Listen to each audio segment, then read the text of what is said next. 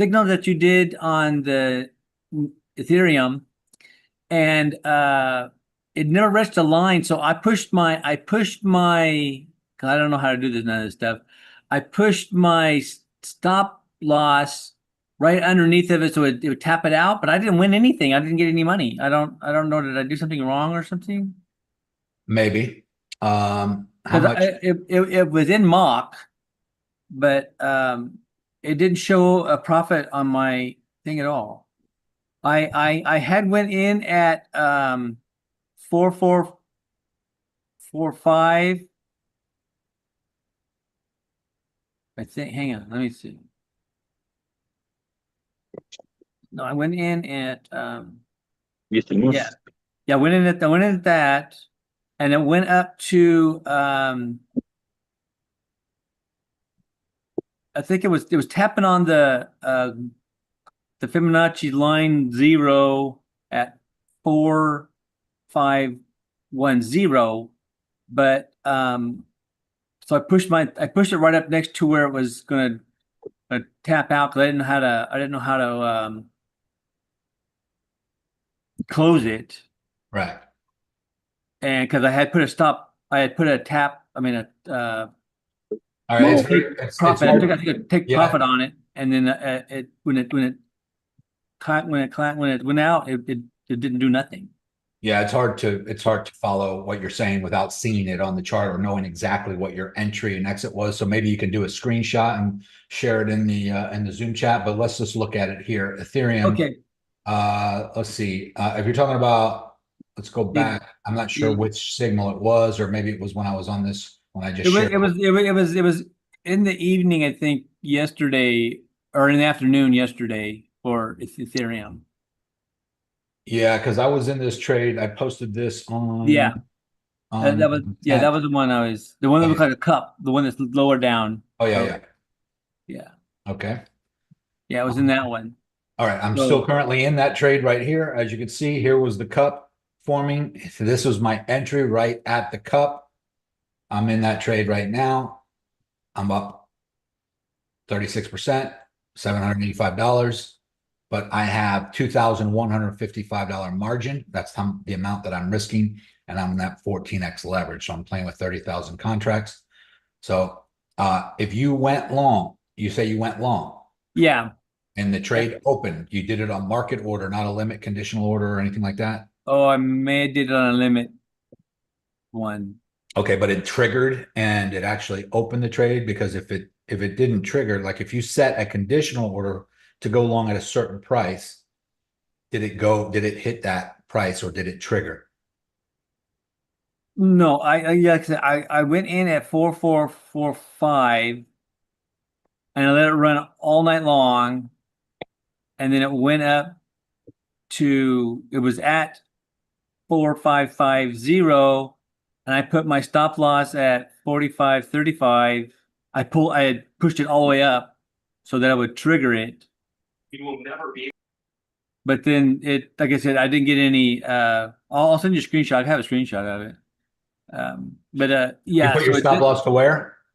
I put it. So I'm looking at my screen I here. put it at 4534, which was right under where it was bouncing, because All right. It depends on where you entered. So if you entered here, you see on my screen, uh-huh. if you entered here, Yeah. you said 4445 or something like that. Yeah, 4445, yeah. If you entered here and it did this and it went up like overnight, you can see what happened here. It shot up to 4479 and it dropped all the way back down to 4364, which is called fake out. No, I didn't do that. I went in at on that leg right there. This one here. Okay. So Yeah, if you got yeah. in here, then you should still be in profit. It should have never taken you out. You should still be in the trade Well, unless. I forced it out. That's like I said, I pushed the stop limit right underneath of it, because I didn't know how to end it. I didn't know how to end it without screwing something up. Gotcha. So Okay. I put it up there, and then it tapped it out just a few minutes ago. Yeah. Okay. So now the question is, it sounds like a profitable trade, but when you look down here, you go to your closed positions, and if you're seeing all zeros, and it looks like Well, I'm out of the trade. None of that's even there anymore. You mean on open positions? Yeah. Yeah, it's because it's closed. Yeah. So you go But to it should closed have, position, go to but, closed should, position. but shouldn't I have made a profit? Yeah, but you're not going to see it in open positions anymore No, I because, can't see it in my money part of it. well, it depends on now that's what it depends on how much were you actually trading with. Did you use how many contracts did you have Hang on this? on, hang on. Um, yeah, I got a picture of that too. I'll put the pictures in there. Yeah, because a lot of people get confused when they close a position. It's like, it didn't make any money, but you actually made 0.0004 Ethereum. I put like I think I had 5,000. Hang on, let me take those on. All right. So figure that out. Post those screenshots because we got 100 people on here. And Okay, thank you very much for listening to me. yeah, but no, it's okay. We'll get it straightened out because a lot of times it's just a misunderstanding of contracts. Yeah, Like yeah, I had 5,000 contracts at 14.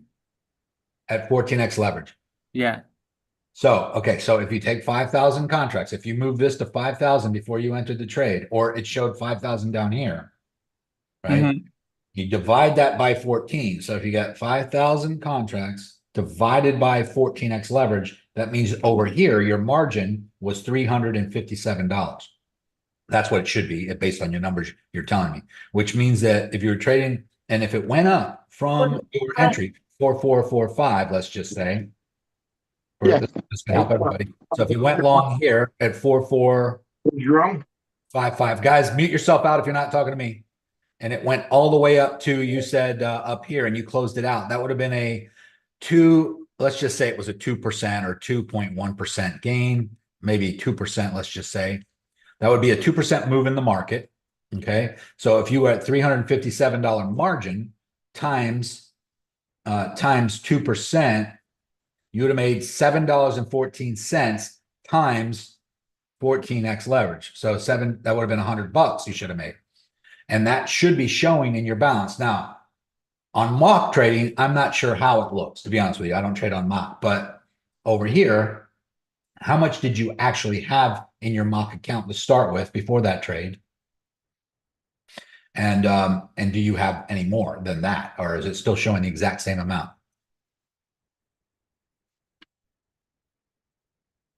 If you're trying to talk to me, you got to unmute yourself. Whoever was asking the question, I didn't see who it was that was asking the question. Yeah, I'll go ahead and put pictures in the chat and How much did you have in your mock account before you took the trade? Do you know? roughly I think it was like I don't know. I'm not sure. I took a bunch of pictures, but I can't remember. So how do you know that you didn't make money on the trade Well, hang on.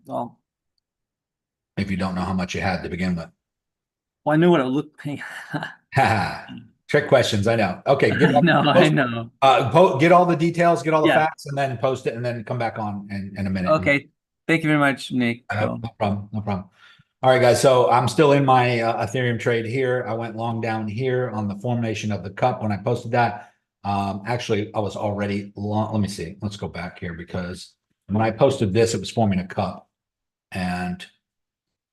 but I was already in one up here. Let's see. Ethereum long at entry price is 433.1. I think I added contracts. Let's go back. Now it's showing at 442. So I was in down here at 4331. I think I added more up here once it started forming this cup. But so I'm still in that one. I did get taken out of my XRP, Bitcoin, and I think I had 2 Bitcoins and XRP trade open as well. And those closed out in profit because I moved my stop loss way too high into profit. I do that intentionally when I go to sleep, guys, because my theory is that if it continues going, I will wake up much more in profit. But if we have a pullback, I want to be taken out with as much profit as I currently have before going to bed. I just sleep better that way. It's not necessarily the best way to do it because had I not moved my stop loss into profit, I'd still be in profit right now on those trades and they would still be open.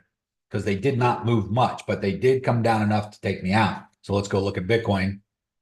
Here's what Bitcoin did. This right here, probably this right here, boom, took me out. I moved my stop loss too close. I moved it under these levels right here because it bounced and started to climb. So I think I moved it right up to here and it did take me out. Now I would still be in that trade if I would have left my stop loss down here. I do admit that. I do know that. But for some reason, I can't go to sleep, even if it's a small amount of money. And if I think I'm leaving open positions, because nothing's worse than this. Getting taken out in profit is easy. I like that. I don't mind that. I can go about my day the next day. But what's worse is being way in profit and then waking up the next morning way negative. Then you're like, damn, why didn't I just close that out in profit? Why didn't I just move my stop loss in profit? Because you only have to do that so many times before you learn the lesson. It's much better to wake up with closed trades that closed in profit than to be negative, because something could happen overnight where this just drops all the way back down to the base. And so that didn't happen. It just dropped down a little bit, enough to take me out, but at least it took me out with as much profit as I was in at the moment. And I can always re-enter again now. So it doesn't really matter that much. Where are we going? We're probably coming up to here, to this level here on Bitcoin at 117.2. Why? Because that was the big, let's see here, what were we looking at? On this potential cup here, a breakout on this handle here, right up to this level. That seems to be exactly what it's doing, almost to that level. I think that's where it's going. It's taking its sweet time. I don't know if it was because of that or not, but I had this there for a reason. We're basically we just had a trend reversal. This was the downward trending channel from the top, 124.5.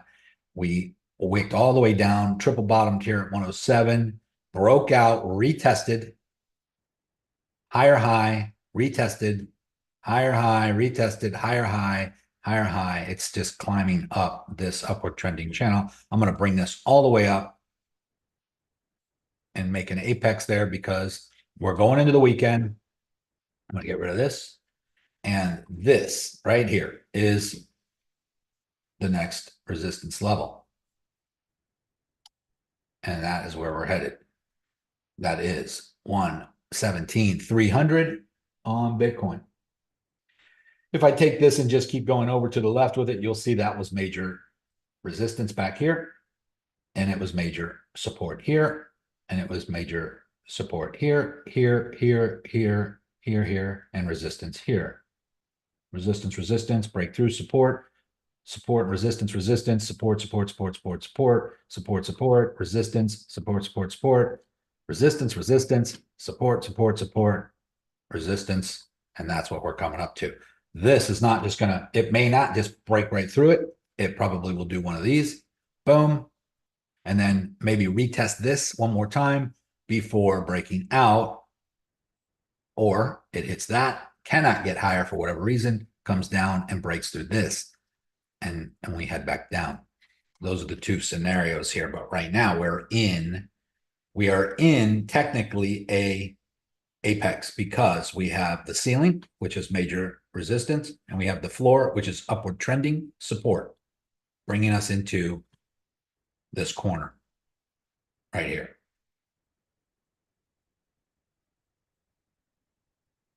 And it's moving slowly. So that's the local forecast and prediction there. Let's go look at XRP. XRP on the climb as well. Let's look at it. We did break out, upward trending. Let me just line these up. Looks like we might have possibly broke below that. Hard to tell at the moment. Let me get this over here. We do have somewhat of a ceiling happening there where we hit it, came down and retested this, hit it again, came down and retested this, hit it again, and came down and broke through underneath. But we did have a couple times where we wicked down below this line. If I have that in the right spot, I would say right there would be more accurate. Bounce, bounce, bounce, wick through, but held the support above it. went through, hit resistance, went through, held as support, hit it as support, went through, hit it as resistance, wicked all the way through, and still underneath. So to me, on this is the 1 hour, we have a ceiling up here at $3.06. Let's just see why.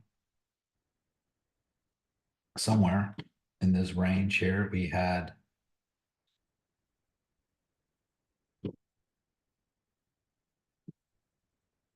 I mean, it's kind of strange because a lot of times when we hit this level, we hit it resistance here. It did wick through, but as you can see, none of these candles held above it. So we hit, wick through, came back below, hit, all these wicks, and then came back below, wicked up, came back below. And here we went through and then held above. That was the first one that actually opened above. And here we wicked down to it. Here we went through it, wick back up, support, support, support, support, support, resistance, resistance, support, support, support, support, support, resistance. Even though it didn't quite touch, this is a zone, this is a range.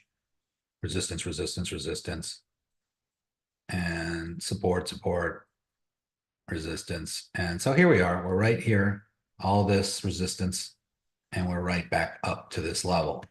Boom, boom, boom. So the $3 to $3.06 range is a zone. That's from here, the top of this, all the way up to that yellow line. That is a price range from 3 to 306, apparently. We're now bouncing on the 3 again. It's $3.03 right now. We bounced on $3 and now we're coming back up. So are we going to just break through that? Is this inconsequential? Let me just move this out to here, because if I move that to there and touch the bottoms of these and instead of really get tight on it, maybe that is the support, and maybe we're still inside this apex. That could make sense too. Let me just do it that way. We'll be a little bit positive, or it hit it and wicked down below it and came back above it. So I think we're probably still in that if I go by these wicks instead of this one. Even though this was, I mean, look at this. This is a real support line right here. It's kind of strange how that works. We had boom, boom, boom, boom, boom, boom, boom, boom, boom. Wick below, came back above this area right here, came back below, but this is also a support line. So again, another range basically, but we are in the apex. I'm not even going to count that one right now. Nico, I was looking to place my first trade today after 2 weeks of just watching videos, and I wanted to stock up on XRP for the long term. So based on what you're saying, it shouldn't matter what I go in at if I'm holding for the long term, right? I'm not looking to trade or soon trade this particular XRP. Okay. Yeah. So are you trading on an XRP margin or USDT? USDT. Okay. Yeah. And So I was just looking to stock up on XRP. well, if you're trading on a USDT margin, you will only be accumulating more USDT. So if XRP shoots to the moon, you will make a lot of money, but it will be at USDT. It won't be XRP. So, Okay, so what would be the proper way to do this then? I mean, you could then buy the XRP with that USDT if you want at that point, but it might be better if you convert if you want to do what you're saying and you want to accumulate XRP, you can convert your USDT to XRP inside of Phemex and then click this right here. And instead of trading XRP USDT on a USDT margin, come over to CoinM, click on that and trade XRP on a USDT or on a USD margin, which means, trade USD on an XRP margin. So what that means is that if you trade this, that means that you're making XRP when it goes up or down. Okay. So it all depends on the margin. If you're on a USDT margin, you're making USDT. If you're on an XRP margin, you're making XRP or losing. Right. So if I were to do that, and it shoots up to the moon, I can always convert back to USDT, I presume. You can, but let me put it this way. If let's just say you have 1,000 XRP, which is at this current point $3,000 worth, you could buy 1,000 XRP, right? Yeah. And let's say it goes to $1,000 per XRP, hypothetical, but let's just say that happens. You now have $1 million worth of XRP. Now, some people might say that's an unrealistic expectation, but I don't think it is actually. I think buying XRP right now at $3 is equivalent to buying Bitcoin at 13. So, and that could happen. A $500 to $1,000 XRP is possible. And I'm not talking about 5 or 10 years from now. I'm talking about like within months, because what would have to happen is a switch needs to be flipped. And I think that that is actually what will happen. They're going to flip a switch, and all of a sudden we're going to be on the XRP is going to be on the Swift network, handling, you know, trillions of dollars worth of transactions, and the price will have to be. It might go to $100 first. It might go to $25 to $100 first, and then to $500, then maybe even to $1,000, and maybe even to as high as $10,000 per XRP, which would be equivalent to buying Bitcoin at $13 and Bitcoin going to $100,000, which it did. And I guarantee you, all of you wish you could go back and buy Bitcoin at $13. So now all the planets have to align for this to happen, but they are all in the process of aligning. That's the thing you got to understand. This isn't like a one in a trillion chance of this happening. This is something that's in the works to happen. So all the banks, all the financial institutions, all the countries, a lot of the states, they're all getting in line for this big transfer of, you know, wealth, I should say, you know, and there are going to be a few outliers. There are going to be a few hundred people that get super rich because of this, and they don't care. It's not like this is the only time in history that I know of that you could actually front run governments and financial institutions, because most of the time they're doing things secretly that they do, and they get set up before the masses know about it. But this time is different because XRP and the XRP army has been around for 10 years, believing and holding and hoping. And there's so many people out there that think, oh, yeah, they've been saying that for years. This ain't going to happen. But the people that are actually paying attention realize that this whole process that Ripple has been going through for a decade, and all the court battles with the SEC they've won them all, and they're all been cleared. And now, you know, and by the way, all of that was probably intentional to hold off until the banks were ready, until the financial institutions were ready, until the huge hedge firms were ready, until the BlackRocks of the world were ready. And so they just artificially held the value and the price down so that most of us, the retailer buyers and owners, will eventually give up and sell so that they can control it all. And guess what? There's only like, I don't know, 20, I don't know, there's not many people at all, maybe 20 people, 20 wallets, I should say, that have more than 100,000 XRP in the world. It's like a ridiculously low amount of people. So they don't really care if those people end up being worth $100 million each. $1 billion is nothing in the grand scheme of things, because we're talking about trillions, quadrillions of dollars being being moved around every day on the Ripple Swift network, right? Transactions. And the price, in order for XRP to handle all that volume and all of those transactions, the price would have to be an upwards of $1,000 or more, the value of XRP, in order to handle it. So my suggestion is do both. I mean, I'm trading on USDT margin on some. I'm trying to make money. I'm also trading on a Bitcoin margin. XRP, I'm also hodling, in other accounts where I'm just buying it on a regular basis to accumulate as much as possible.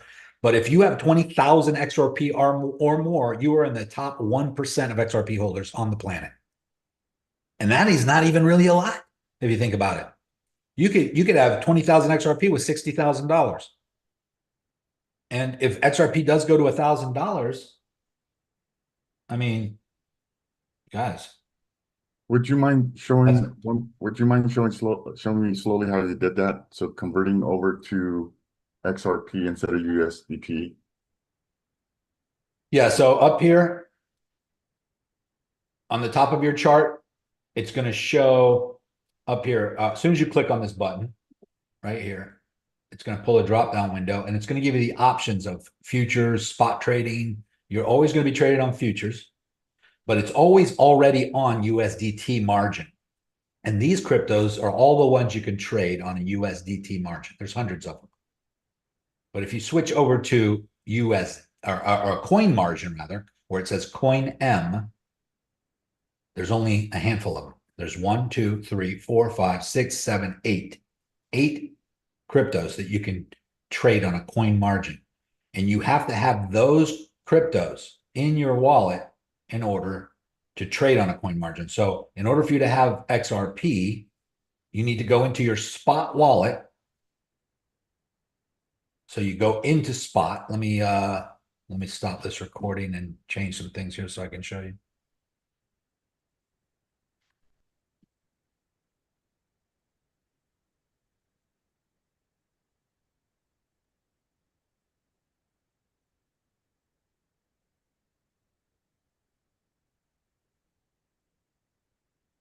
All right.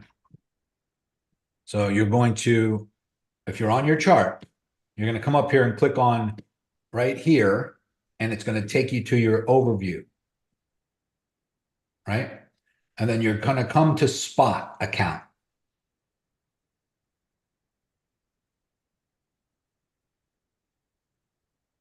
And you're going to have all your, let's say you have everything in USDT. You're going to come over to convert.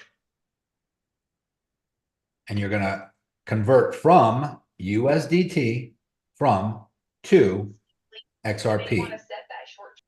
Right? And then you're going to click max or however much you want, and then click confirm. And then it's going to go into your XRP wallet.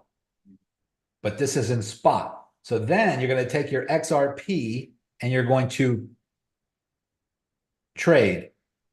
But you gotta move it to your you got to transfer it to your futures wallet. I know it's a little confusing, but Bill, I think we have trainings on this, and Bill goes over it also on the basics calls. But yeah, I can go over it on the onboarding too for everybody in the beginning of the call. Yeah. So you just need to get your, so then you will click futures and you go into your futures account, which shows all the crypto you have in here. And you want to trade your XRP. If I click trade XRP, it's going to take me to the XRP margin chart. Okay. And then I would go long or short with the quantity of XRP contracts. Everything's going to be based on XRP now instead of USDT. So I'm essentially buying XRP with XRP. You're trading XRP against the US dollar. So as the value goes up against the US dollar, you're making XRP. You're earning XRP. Gotcha. Yeah. But now you got to be careful because you have to also be at lower leverage and you don't want to risk it all because XRP is volatile still. It's very volatile. I mean, as you can see, if you're going to just do a trade for the long term and hope that XRP is going to go up to, $5, $7, $10, which it will, but will it do this first on its way up? Will it come back like this, go up and come back like this, go up like this and come all the way back like this? That can happen multiple times on its way up to $10. So if you go long right here or here, doing what we're suggesting right now, and then it comes back down lower than your entry, you're going to have to withstand that negative. Yeah. So your liquidation has to be much further away so that you don't get liquidated. And only for that to happen, you have to be at low leverage. So I would say in the beginning, when you first place the trade, be at 5x or somewhere around that range, under 10x leverage to keep your liquidation far enough away that you can handle the ups and downs until it gets far out ahead of you. So once it's up here in the $4.55 range and your entry is down here at $3, then you can move your stop loss into profit. And you can also either increase your leverage and increase your contract size. But if you increase your contract, like let's say it goes up to $4.60 and your original entry was down here at $3 and you double your contract size from, let's say 200 contracts to 400, then your entry is going to change from down here to somewhere up here in between. So the price just needs to be much higher than that. in order Right, but then what I was thinking is, I was only going to drop $1,000 on this, which I was willing to lose. But it sounds from past conversations, XRP has, I wouldn't say zero chance of dropping to zero, but it's more than likely going to go up. So would a stop loss make sense at all? Yes. Me personally, and not everybody agrees with this. Chad doesn't even sometimes, but I like tight stop losses because I'm betting on a direction, right? So if I'm betting it's going to go up from where my entry is, I don't want to be, if I'm wrong, I don't want to lose anything if I'm wrong.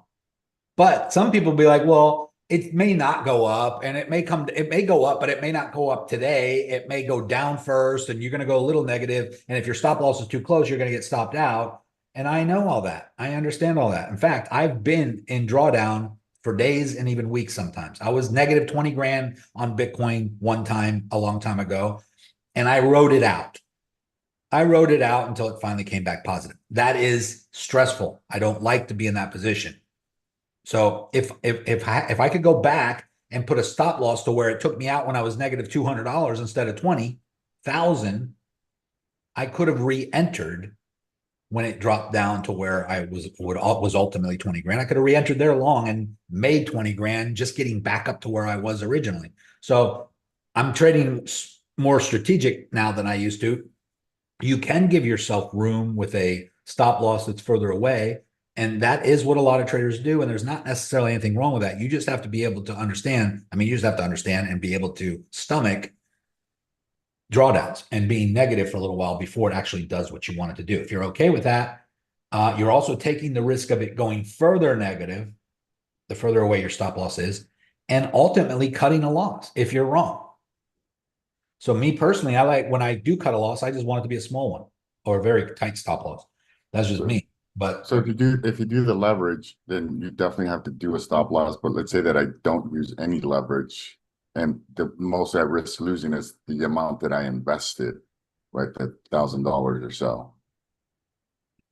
I mean, that's your margin. That's really all you're going to risk anyway, whether you have leverage or not, is your margin. If you're on a isolated leverage, but if you want to trade on a spot wallet instead of a futures contract, you could do exactly that with no leverage. And you're not going to make as much. Obviously, the leverage helps because if the market goes, let's just say XRP doubles in value and goes from $3 to $6, that is a 100% gain. That's a 100% market move to the upside, right? And if you're at spot, then you just made 100%. That's still good. Don't get me wrong, but it has to double in value for you to make 100%. Whereas if you were at 10x leverage and it doubles in value, goes from $3 to $6, you just made 1,000%. So there's a big difference between futures and spot trading. But it's easy to say in hindsight, guys, what would have happened had everything gone perfectly well and it doubles in value at 10x leverage. So, but what if the price action, the price is what it is today, but if you were to enter today, where would you put your stop loss? I probably would put it at $2.70, which is, if we do the math, let's just do it right now. I'm going to do exactly what we're talking about. I'm going to put this, I'm going to go to a USDT margin just for this example, though. Let's go to XRP, USDT, only because I have USDT in my wallet. And we are about Still on you, boss. You're not sharing your screen. Oh, I'm sorry. Hold on one second. So we are in this apex. I believe that we are coming to the top, and it looks like we are bouncing on this upward trending support and hopefully breaking out soon. Now, normally I would wait for the breakout, but I was already in down here, but I moved my stop loss up too high and I got taken out. So I'm going to re-enter right now long. So let me just go over here and I'm going to go to, let's say, just 5,000 contracts, which is not really a lot. I'm at 14x leverage. I'm going to go to 10x leverage for this example. Whoops, 10. If this is going to be a long-term hold, 10x leverage, I'm going to move this back to 5,000 contracts because when I adjusted my leverage, it changed the amount of contracts. And I'm going to click open long. Okay, so here we go. Boom.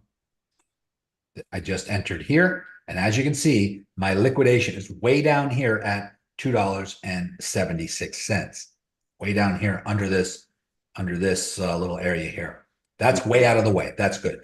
As far as stop losses go, I could put my stop loss way down there, but that is a 30. That's huge. So let's just look. Let's go to XRP. Let me type in $2.75. That is a 95% risk. Am I going to risk my 95% of my margin, which, by the way, on this trade is only $500? But do I want to risk 95% of that? No. So let me just slide this down to 30%. That would be $2.94, not that far away. Confirm. That's up here under this wick, under this zone. So right now I have it at 30%, which is at $2.94. And I feel good about that because I'm not going to just go on vacation and not pay attention here. If I see this dropping below this upward trending support and breaking out of this apex to the downside instead of the upside, I could always just close the trade out and wait for the next trade setup, or I could reverse the position and actually short it on the way down. But again, I'm trading on XRP. If my goal is to accumulate, I'm trading on USDT. If my goal is to accumulate XRP, maybe I will stay in it and just see what it does and let it come down a little bit and go back up. If it gets close to my stop loss, then I would say, okay, where is the next support under that? Should I give it some more room? I could move my stop loss out of the way, which I normally recommend against. But for right now, I'll leave it here. I actually just moved it down a little lower to 292. But if I see this break to the upside, now that's a different story. So I guess it depends on what happens in the near term. Right now, I'm going to leave it here. If I see this break to the upside, like what we wanted to do, and continue up to a new high, I will then ultimately move my stop loss probably to break even. I'll move it up here, somewhere under this major support and resistance line into profit and just leave it there. So I don't care if I go up, way up in profit. I will still leave it in profit down here because I want to give it room to fluctuate. The problem most people make is they move their stop loss too close into profit, and it does oscillate and takes you out and then continues in the direction you want. That's what happened to me last night. But I don't care when I'm scalping and I'm on USDT. But if I want to accumulate that coin, I'm going to give myself a lot more room and account for the fact that it will go up and down until it gets way, way, way ahead. And we've had guys in this group who went long at 28K on Bitcoin, and Bitcoin broke through 30,000, went up to 48,000. They were up 4,000%. They increased their leverage to 100x once it was like over 35K. And they just stayed in and just rode it all the way up 56, 60, 70K. And once you're way up there in profit, then you have a lot of room to move your stop loss way into profit without moving it close to the current price. But that takes some, excuse my language, balls of steel and what we call diamond hands to hold and just wait and just let it oscillate, because you're going to see moments where you're way in profit. Let's say it comes way up here, way in profit. And had you just closed that trade out, you would have scalped a nice 100, 200% gain, but you're not. You're waiting, and then it goes down, down, down like this. And you're like, shit, if I would have closed this up here, I would have made $5,000. But now I'm only up $3,000. So you basically gave away $2,000 worth of potential profit because you're holding for the long term. And then it goes back up and then goes up higher. Now you're happy that you waited. You're happy that you held, right? And then it goes up, goes up, goes up. And then again, it's going to do this right up here. You're up $10,000, but then it comes back down. And sometimes maybe it comes all the way back down to here before it goes up again. And you're like, man, if I would have closed this out up here, I could have made 10 grand. I could have re-entered here. Well, hindsight is genius. It's easy to see that after the fact. So a lot of people are like, Nico, should I close this trade out now and wait for it to drop all the way down to this price and then re-enter? If you have a crystal ball and you know it's going to do that, then sure. But what if you close this trade out here and take this profit, and then it just shoots up right from there, and it never comes down again? So it's not a straightforward answer is what I'm telling you. You have to prepare for the ups and downs and just let it go. So what I recommend is you come up here and you set up sub accounts. I don't even think you have to do it anymore with sub accounts. I think you can now trade multiple. Bill, I don't know if you've learned this yet or not, or correct me if I'm wrong. You can trade now multiple different strategies without even sub accounts. Yeah, you can. You can trade any strategy you want on a coin, but if you ever add to an order, so if you wanted to go long on Bitcoin again and a different, you can't. So that's the hang up on every account. Yeah. So what I was getting to, Eloy, is that you can do scalping and get in and get out. Whenever we see a big pump, you can close it out. And when it goes drops, you can go long again, or you can short it. You can do that on one account. And on your other account, you can have some XRP in there. And maybe that's the account that you have $1,000 with XRP and you just go long for the long term in a sub account, right? And you basically just click on sub accounts here, sub accounts, and you create a new account. You can have dozens of them if you want. You can have some scalping accounts. You can have long-term hold accounts. You can have, different accounts for different things. So, and then up here, it'll show. Some See, new up here, announcement it'll say yesterday switch. about different, some kind of different trading. Did you guys catch that on Phemex? Say that one more time. I'm sorry. There was an announcement about some kind of new trading thing. I didn't get too far into it, but it sounded like they were trying to consolidate so you could see all your accounts, sub accounts in the same place. Yeah, that's kind of what I was just talking about with Bill. I wasn't sure what change they made. Yeah, I haven't seen that yet. I'll have to go look. It'll be some kind of pop-up that'll show up over here. But it's just a kind of a reminder. But up here, you can see switch accounts. You can see the different accounts that I have up here. And you could have dozens of them if you want. But I'm trading if I'm on a main account or a sub account or whatever. So you can have different strategies going. So if you want to do that, you can. Yeah, it's just a little irritating. I've got, I don't know, probably 10 sub accounts and switching back and forth. And it'd be nice to see them all in one place, but that's Phemex, that's not us. Yeah, I would say get good at becoming consistently profitable first before you start trying to worry about managing multiple accounts. And then you can go and experiment with that. And what this new release is they call it multi-assets mode. It says it allows you it consolidates supported assets in your account into a single margin pool. So you can open up your sub accounts, I suppose, to the other funds in your other accounts if you need to cover drawdown, maybe. Yeah. That's all I see though. Yeah, I think that's what it is. And that's up here, guys, probably in your. Yeah, click on all. Hey, can you tell us how you determine leverage? I've been kind of learning the hard way. I leveraged a shit coin and got screwed. But how do you look at that? Bill, you want to answer that on Yep. on coins that are not Bitcoin? Bitcoin, the liquidity is a little different. When you're trading these little shit coins, guys, the margin and the slippage is way different. So Bill. Yeah, so if you're trading a low volume coin, don't mess with your slippage. Keep your slippage high. The guys teach that in how to trade ICOs in school. And if you're gonna trade those types of coins, you have to understand that it's not going to be the price that you think it's going to be. So you need to build a lot of profit in.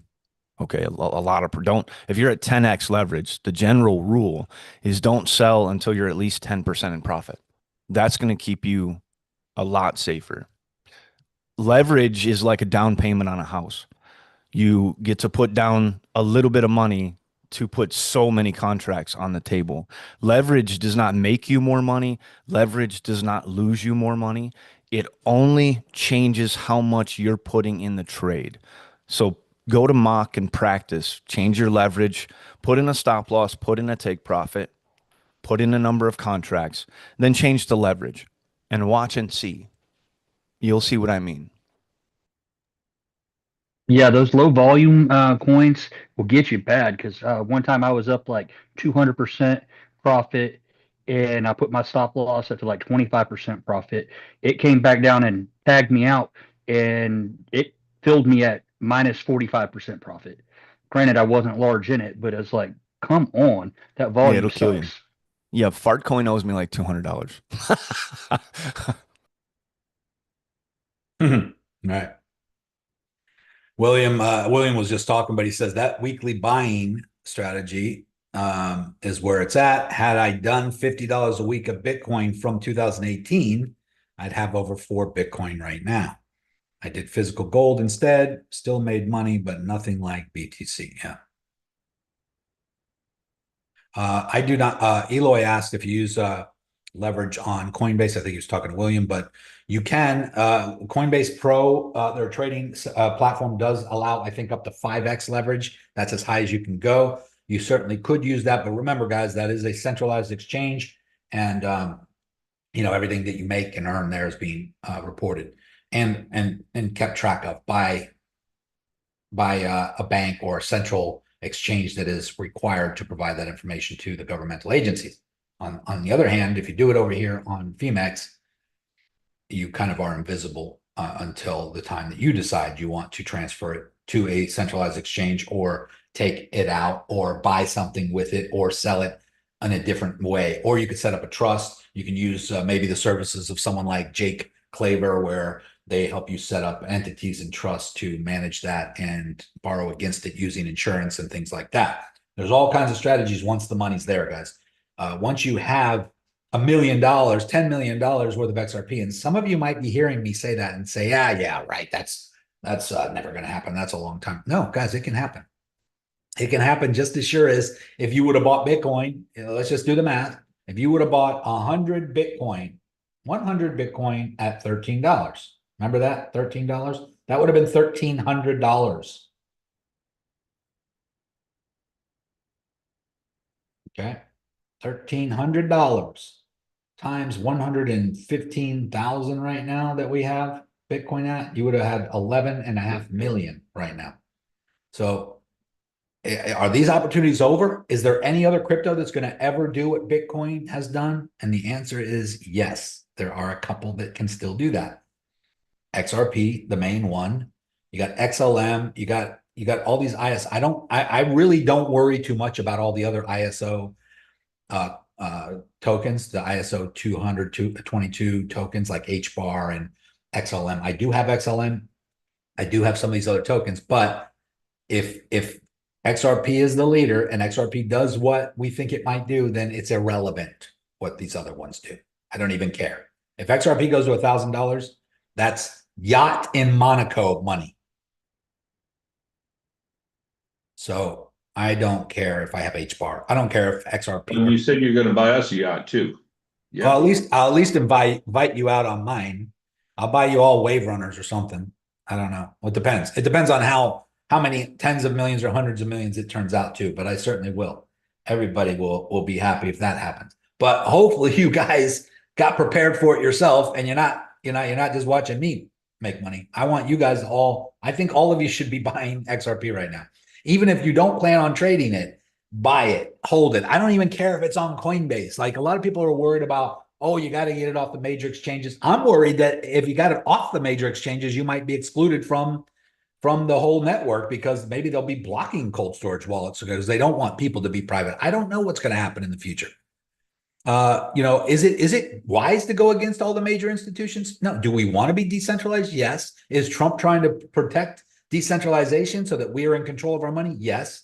But do the Federal Reserve banks and the big money people and the people that control the world really want that? No.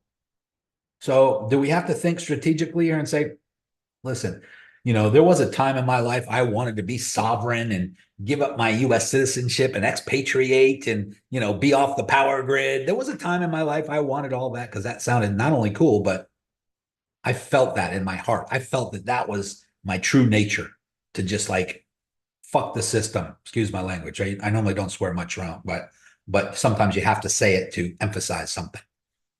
The point is that that is a very hard way to live in this society. Although it sounds good and it sounds like something we all want. We want our sovereignty. It's not easy. It's not easy because, like, if you want to invest, like me, I invest in apartment buildings. I need banks.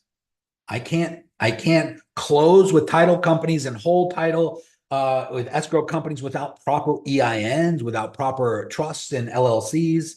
Things have to be done in accordance with the way the laws are in order to get tax benefits. And so you're either in or you're out, guys. You're either in or you're out of the system. And the super rich people that I know, are in the system, and they can sleep at night. They don't have to worry about the feds banging down their door because they're doing shit shady. Now, do I agree? Do I think that we should not pay income tax? Yes, I think it's legal thievery. I think it should be against the law. I think income tax should be banned. But until they do that, it is the law. Maybe, I don't know. Some people say it's not. Some people that say there's no legal authority and all that shit. Go ahead, try to fight that and see what happens. I've seen people get dragged through court and lose everything trying to fight that. So I don't agree with that. I wish the IRS would go away, but until they do, I know what it's like to deal with them. So I'm going to do things by the book for now. That's just me personally. You don't have to. But because I have too much to lose, and I don't want to be in that situation. I have very strong banking relationships. I've had multiple businesses throughout the last 20 years, 30 years.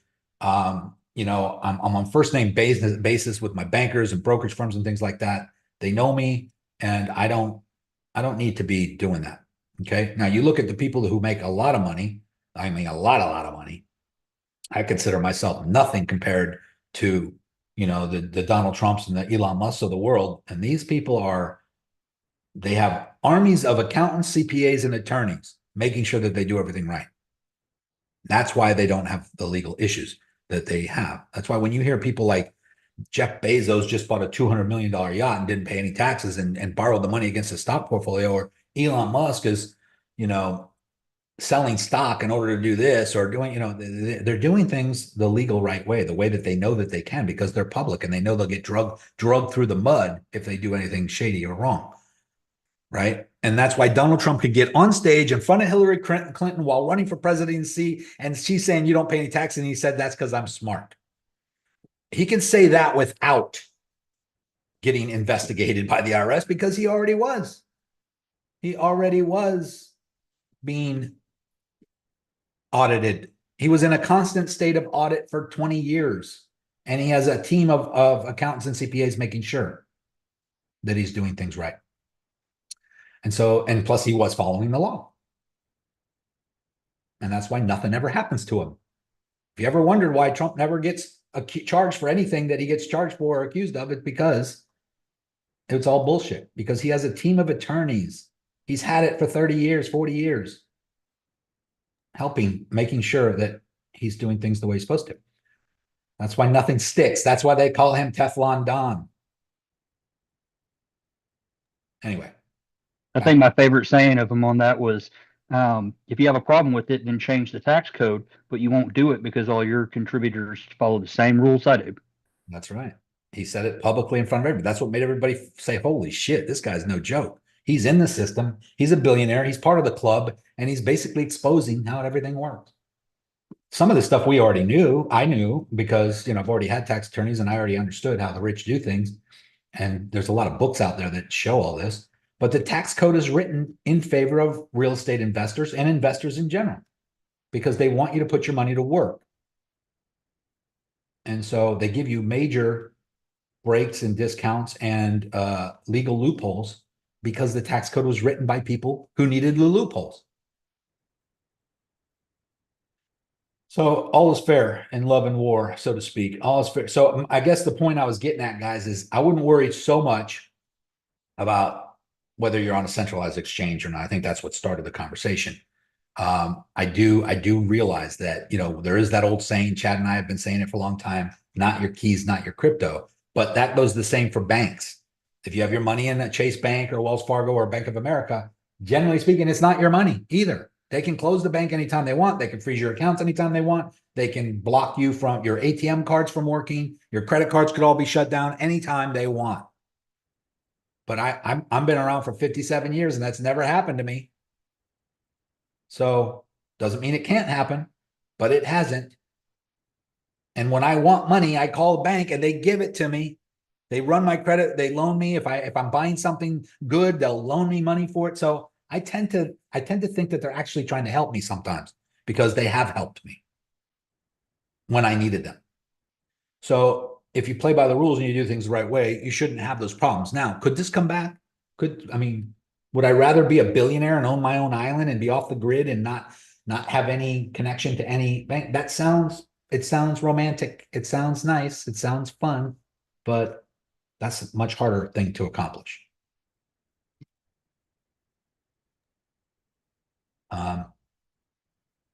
Anyway, back There's- to yeah. There Go is ahead. something to be said for blending in, right? I did my KYC. I blend in, right? You know what I don't have to volunteer everything. Right. It's crazy. Yeah, that's a good point. Just like traveling, guys, when you travel to other countries, especially if you got some money, you don't want to be wearing your flashy watch. You don't want to be wearing your gold chain. You don't want to be, you go to Brazil, you better look broke. I'm telling you guys, you better wear your baseball. Don't even look American. Don't wear like your Tampa Bay Bucks jersey or your New York Mets hat. Don't wear any of that crap. You better blend But in. if you look at Steve Jobs back in the day, you'll notice that, I mean, he bought like 10 pairs of the same pants and 20 pairs of the same shirt, and he just wore the same outfit every day because he was like, hey, that saves me one decision a day. I don't have to worry about it. That's what I'm wearing. That or he thought he was Johnny Cash. I'm not sure. And that's a Well, there's whole nothing wrong. There's nothing wrong with a man in black. yeah, that's a whole nother reason. Mark Zuckerberg, being very plain, driving a Prius and wearing the same T-shirt every day.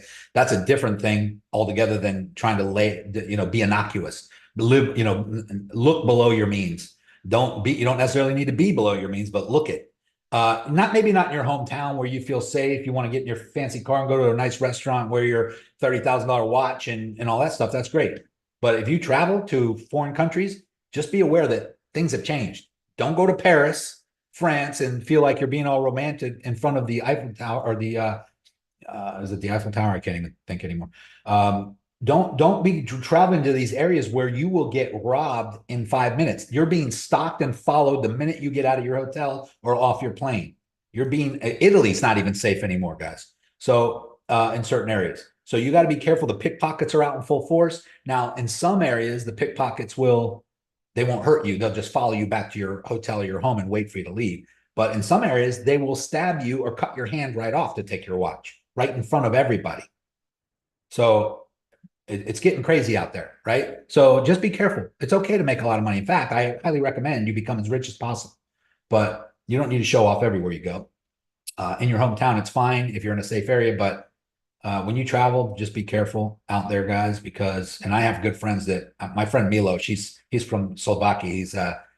He's an immigrant. I mean, he literally escaped Czechoslovakia when it was a communist country 30 years ago. But his passport, I think he's been to almost every country on the planet. They travel like constantly, him and his wife.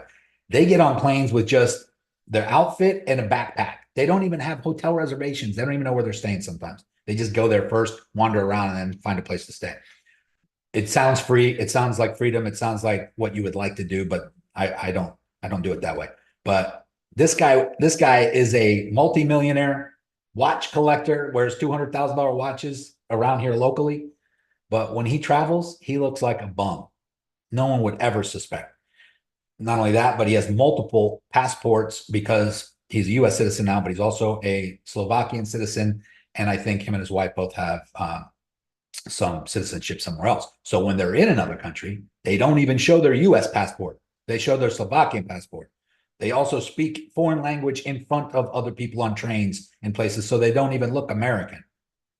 I know it sucks that we're living in that age, but because you're a target if you're a U.S. citizen. So I'm just saying that, guys, just as an extra hint. Be careful out there. The world is kind of crazy right now, and Americans. He doesn't look American. I know.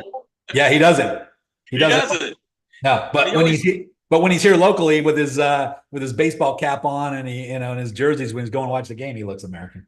Right? That's funny. Yeah. So anyway, guys, I am long. I just went long on Bitcoin while we were just talking as well. I added that position. I was already long last night, but I did get taken out as I mentioned because I moved my stop loss too close.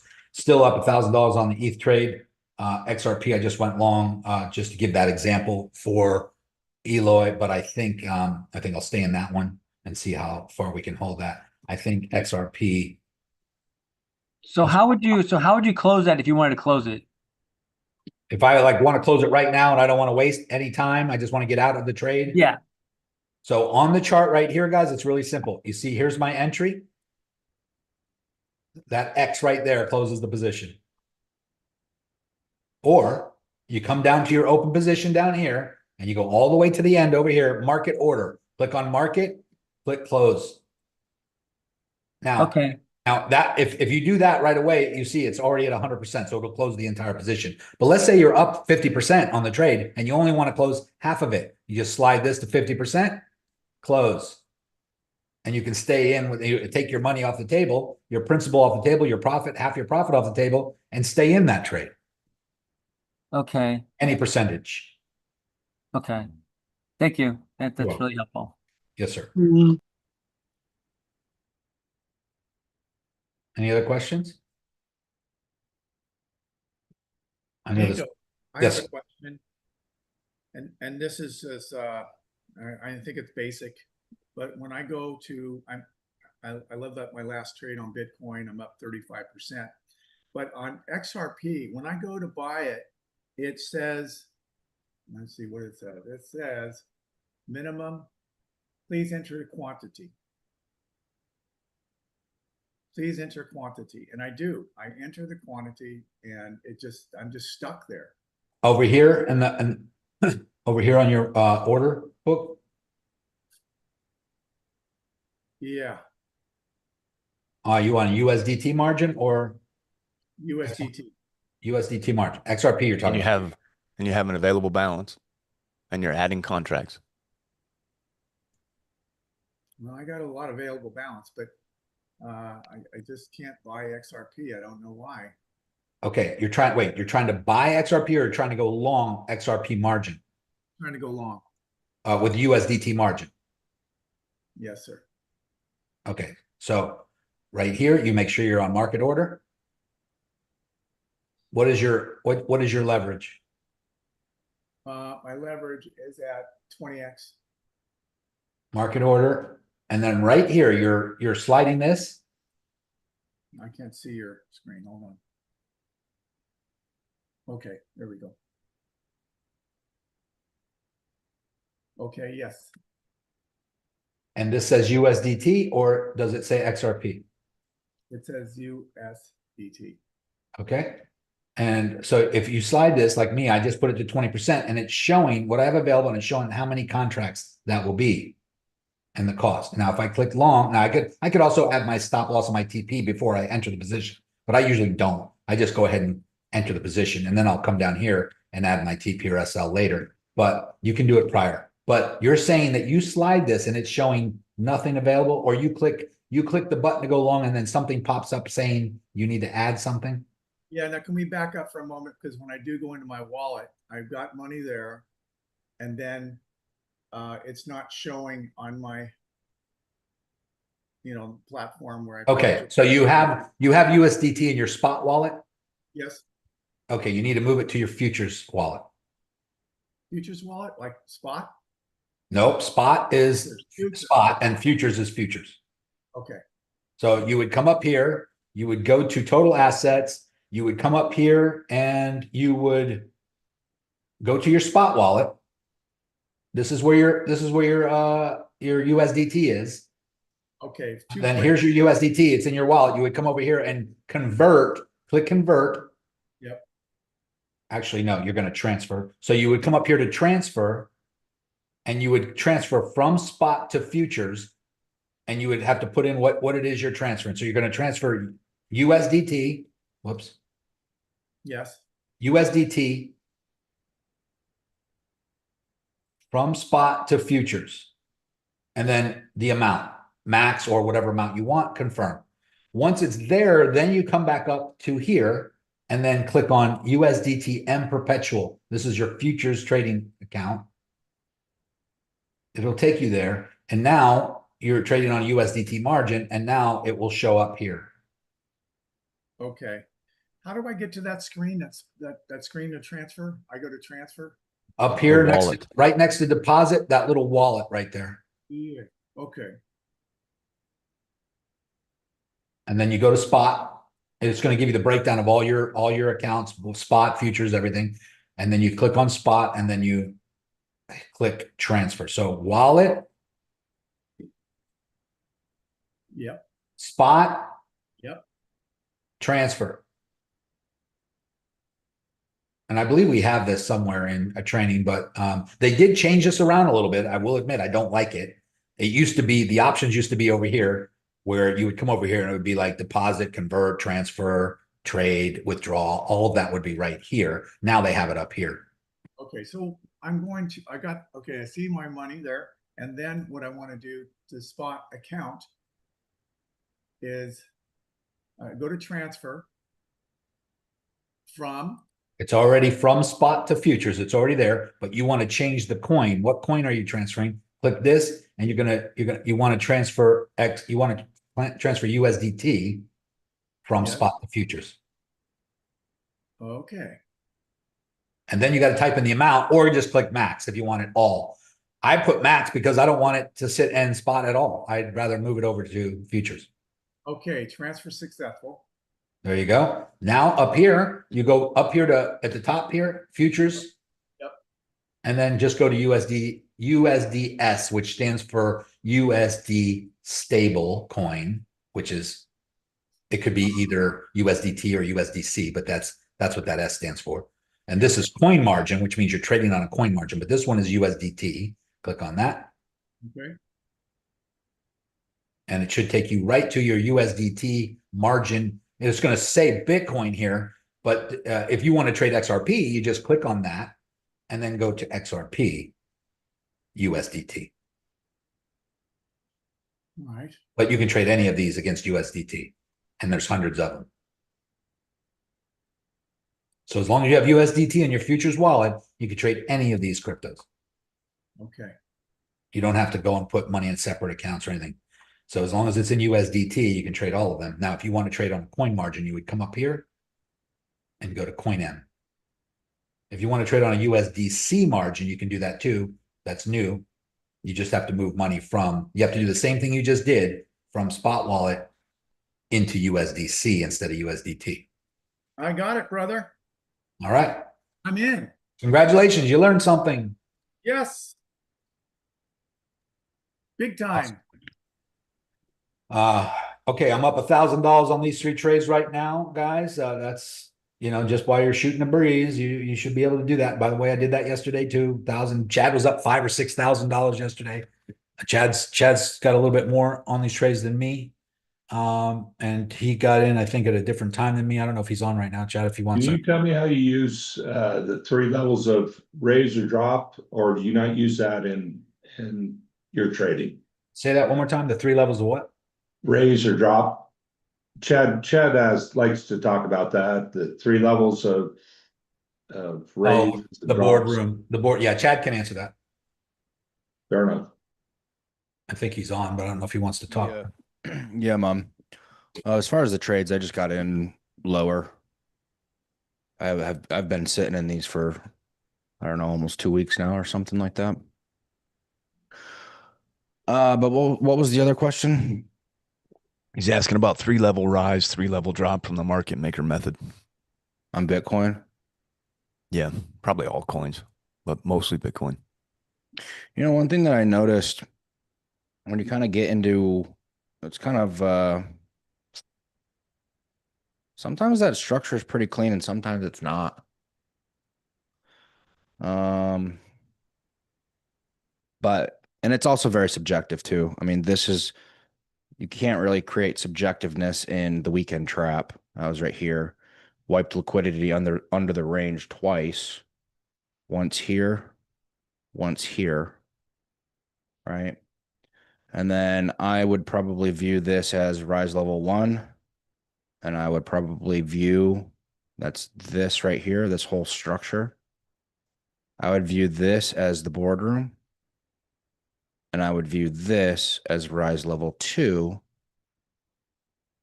And I would anticipate having a boardroom in here into the weekend trap. And then I would anticipate moving into rise level 3, but only after a fairly aggressive final damage. I think that the fake move week beginning would be a fast move down anywhere between 111 and 112. And if you're not currently long, this is where I would probably look to go long. And that would be a fairly decent trade because you really wouldn't need too big of a stop on that. I would look for an entry around 112, 500 to 112. And I would have my stop down at 110, 250. And I think that would be a decent trade. But that's how I view this structure. Rise level 1, rise level 2, boardroom into the weekend trap, fake move week beginning, wiping out liquidity, faking shorts out to the downside, wiping out longs from here who are either late longs, right, or just didn't take profits, move their stops in, stop them out, grab that liquidation, and then go. And so that's what I would probably wait for. And then what we can do and take that one step further and try to decide what day that is going to happen next week. Tuesday, we have core retail sales, but it would likely happen on the 17th. We have FOMC and, oh shit, yeah, this is when it's going to happen. The fake move could, and this is the hard thing about trading this stuff with these really high impact stuff. And this FOMC and this Fed funds rate is probably going to be far more high impactful than what we've seen in the rest because of how much sentiment we have that we are going to get a rate cut. I don't know how these polls work, but there are polls out there saying, there's 87% of people, blah, blah, blah, say that we're getting a rate cut. I don't know how they actually pull that stuff, but if you look around, majority of people are erring on the side of we are going to get a rate cut. So FOMC on Is Wednesday that news feed? Is that a free thing that you're on, that you're looking at? Yeah, forexfactory.com. Mm-hmm. Cool. It's Thanks. pinned in trade chat. And you can make this a lot easier on yourself by going to the filters button right here. Right? Make it a lot easier on yourself. Click the filters button. And then I just do USD. And then typically I would honestly even just turn off yellow and white folders so that you're only seeing red and orange folders for the US. Those are honestly the only ones that matter. If the New Zealand dollar has some news, it doesn't really affect crypto very much. Same with the Canadian dollar. No offense to the Canadians, but your guys' news events don't affect crypto. Same with the Aussies. They're much smaller players, and they just don't have significant impact. United States political and liquidity is the leader globally, right? That we have the highest impact on crypto by far, right? So you can run those filters out so you're only seeing the shit that you need to see, right? So this move taking place, I would anticipate it's going to be a whipsaw, nasty on Wednesday, right? But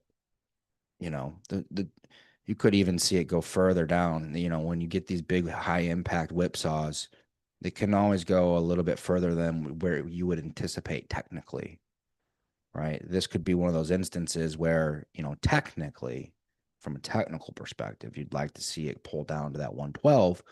But it could over impact and over wipe, do that real final damage. And then,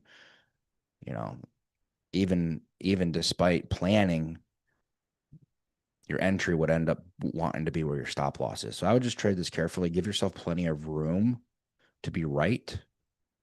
I'm already in the long myself down from like 110 10,600 roughly. But yeah, we'll see what happens.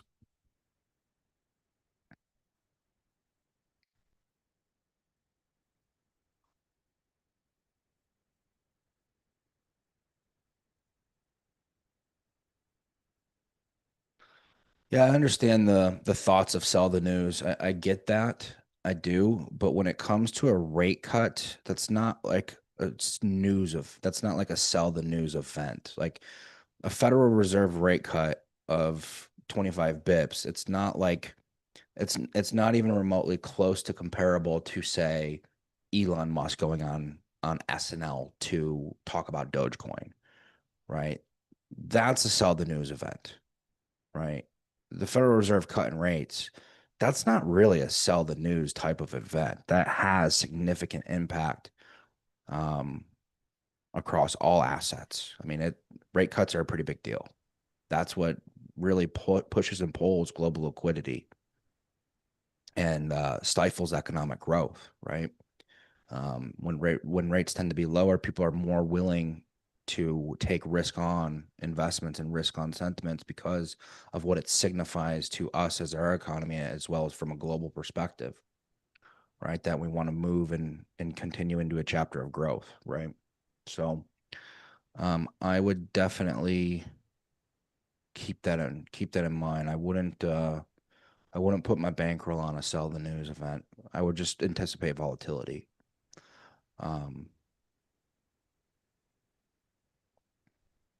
Because if you look at crypto right now, it would still I still think it would be fairly challenging to argue that a rate cut is currently priced in. Obviously, we had a nice little breakout of what appears to be a bull flag, right? If we jump out to, I like the 3 hour the best, right? If we jump out to the 3 hour, right? We came back down and successfully retested this lower place of trend. Right now, obviously, we have this extreme outlier of volatility that pushed and pulled us out of what appears to be a giant bull flag, right?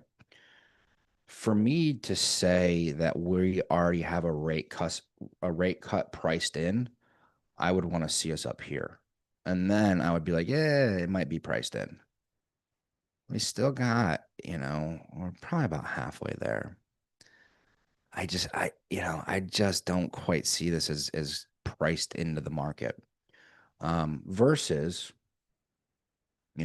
sentiments of priced in is when your buy the rumor, sell the news becomes very, very applicable, right?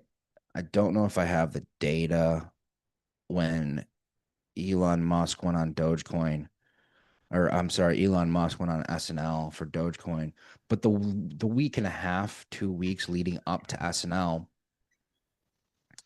you had just very, very strong price structure. I mean, Dogecoin was doing crazy work long before putting it in a new all-time high, actually.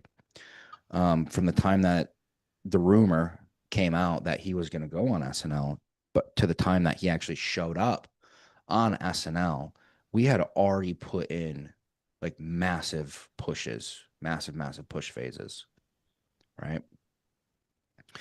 So the event, the anticipation of that event priced into the market, and then the actual event itself was less impactful.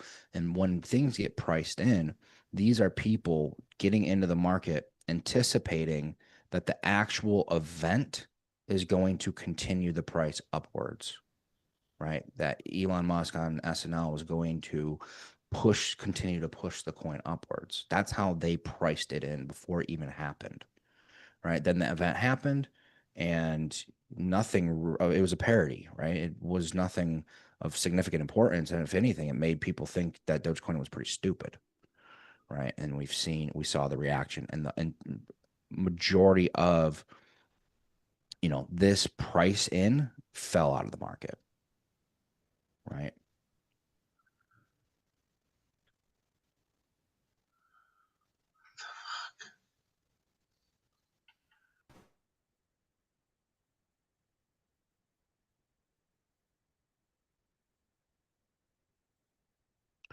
Yeah, Marlon, they were also I saw their charts from last week. They really missed the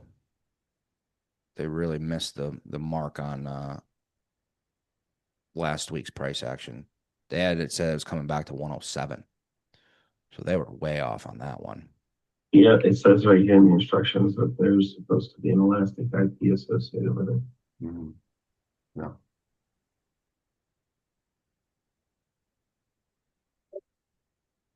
Yep, and I actually showed that too. I showed it as that's what would happen if it broke the 112 or couldn't get back above 112. If we couldn't flip the EMA ribbon on Bitcoin, as you guys remember, I was showing that if we couldn't flip it back to positive, then we could come down to 104 to 107 range. But we did. We flipped it back. We got back above it, and now we're climbing back up to that's what had to happen in order for us to come back up to retest all-time highs. And that very rarely happens, to be honest with you guys. I mean, usually when we flip bearish on the EMA on the daily, it's hard to get back above it for a little while. That's what happened back when we dropped from 108 all the way down to 75, and that falling wedge took like 3 months for us to flip it back above.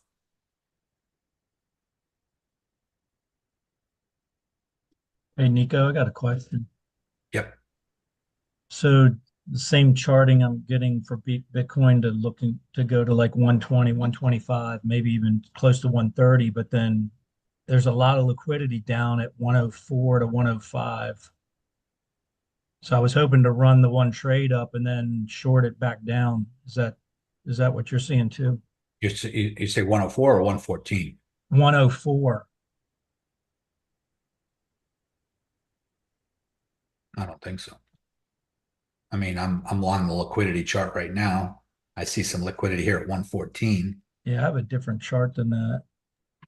How do you get to that chart? That's a cool looking chart. Yeah, it is cool looking. I mean, it depends on what time frame you're on, I guess. I'm on, if you come up here and go to the 12-hour, this is CoinGlass, guys, in our group in Discord. If you go to help desk, go to help desk, go up to pinned messages, and right here, CoinGlass liquidation heat map. Bring you to here. You want to be on, I'm on BTC USD perpetual on Binance. If you click on that, you have lots of different choices, Bybit, all the different platforms, but I usually do it on Binance because it congregates the majority of the data. And I do a BTC against USD on the 12-hour. Obviously, we do have some liquidity up here at the 116, possibly coming up to 117. This down here, I'm showing at 114, not 104. 104 is way off the chart down here.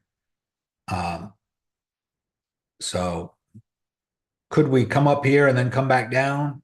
Certainly could. Let's look at what that would look like. That's not far away. That would just be equivalent to this. It would be equivalent to us coming up here to 116, 117, taking out that liquidity and coming right here to 114, taking out that liquidity, but we would still be in the apex. Possibly breaking out and then coming up to the 122 area up here would be the next resistance level, I would say. I'm going to put, I think I put a TP at 120. I don't know why it's not showing. What am I on here? Oh, that's because I did it on a coin margin. Let's go back over to that chart. There it is.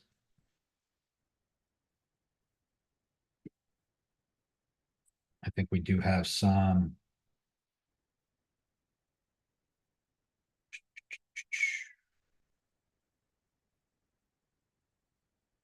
My TP's at 120, but we do have a couple resistance levels here coming up. This is the first one that I was just showing you on the other chart. Come up and hit that liquidity, possibly come down and take out that liquidity, break through. Next resistance is up here. After that, yeah, this is pretty much, next one after that is up here at 122.2. Why there? Well, as you can see, we had resistance, resistance, support, resistance before dropping. And then of course we have the all-time high at 124.5.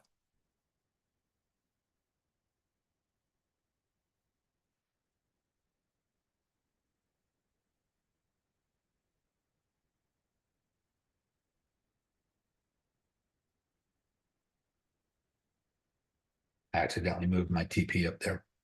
I'm going to move it back down to here at 120.18. I'm going to front run that resistance level once we break through here. And there's still a chance, guys, that we don't break through. Although we are running up and we did break out of this resistance here at 112, we did flip the EMA. Let me show you on TradingView. We go back to the weekly.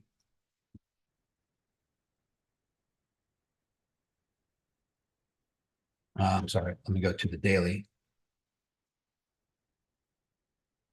As you can see, right here, we flipped the EMA ribbon. We were above it. We flipped it bearish, retested underneath, dropped all the way down, retested, retested, retested. Right here, remember I told you we needed a daily candle to open above, and that's what happened here yesterday. And then this candle opened even higher, and we went back above this purple line, which was the 50-day moving average. Generally speaking, we were holding above that for quite some time. We were holding above the ribbon and the EMA and the SMA, the 50-day moving average. But the last time we flipped the EMA ribbon bearish was back here when we dropped from 109. We flipped it here, retested, retested, couldn't get back above the 50-day moving average, and then dropped quite drastically all the way down to 74.5 before flipping it bullish again. But here, and there was a couple times when we wicked below it, but we got right back above it. Here, we literally flipped bearish and held underneath for a little while. So there was a chance for us to continue down to this 104.217 level. But it flipped back above, and now we are now above it, heading back up. We're above the 50-day moving average as well. And this red line right here is right at 117. That is the overall upward trending resistance going all the way back to 2021, this red line. And we actually got above it right here. Went to 123, got below it, went above it to 124, got below it, retested as resistance, dropped. Now we're coming right back up to it. So we have two apexes to break through. We got this one, and then we have the all-time high up here. But we also have this upward trending support going all the way back to 2015 bear market bottom. We wick down to it here, here, here, and we're above it right now. So this line is very important.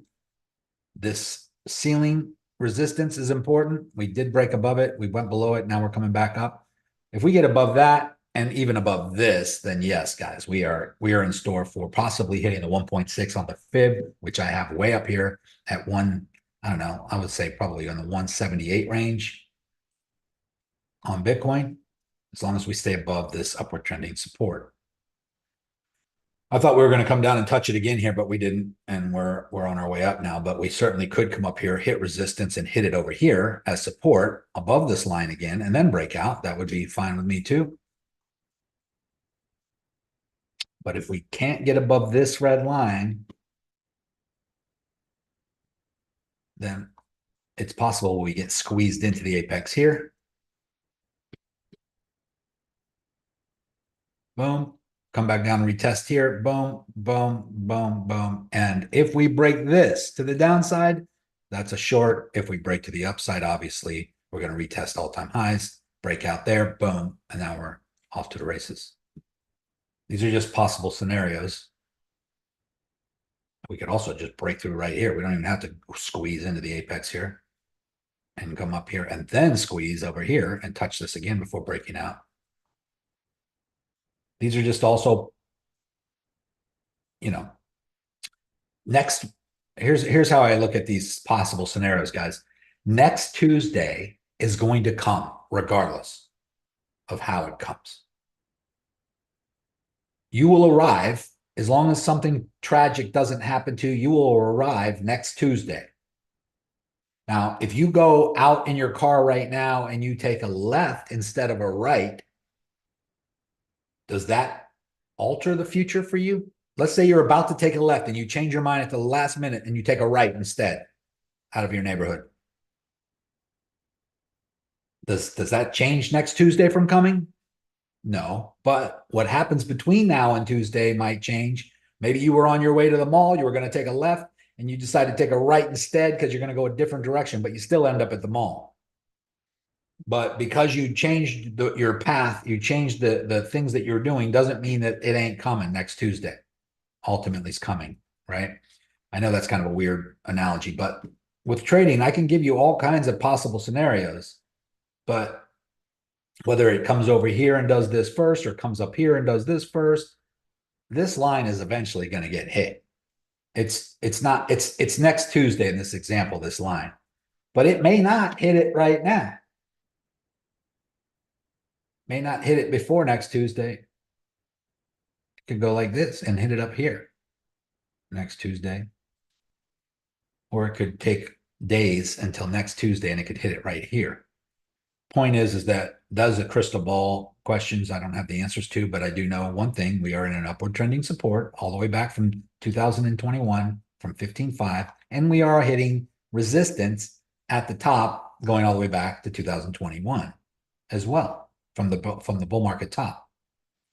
So that is called an apex. That's what I call an apex, and that's where we're at right now. We're in this little wedge, and it's getting tighter. Here's the top, really. Here's the ceiling as far as I'm concerned. But there is something here, this red line, that we hit, and we only went above it here. And we bounced on it for a minute and then fell back below and retested it. And we're coming right up to it again right now. So we do got to get above that again. And then we got to get above this, which is this is like the ceiling, and this is the ceiling in the attic. This is the ceiling in your house. Here's the ceiling in the attic. Got to break through both of those to make a new high. And then this yellow line here, this red line is the one going back to 2021, but this yellow line here is going all the way back even further to 2017. And so what is that? Though that is like, if we do break a new all-time high here and we do come up to the 180, we would probably have to get up to the 250 zone to hit that. And that's possible too.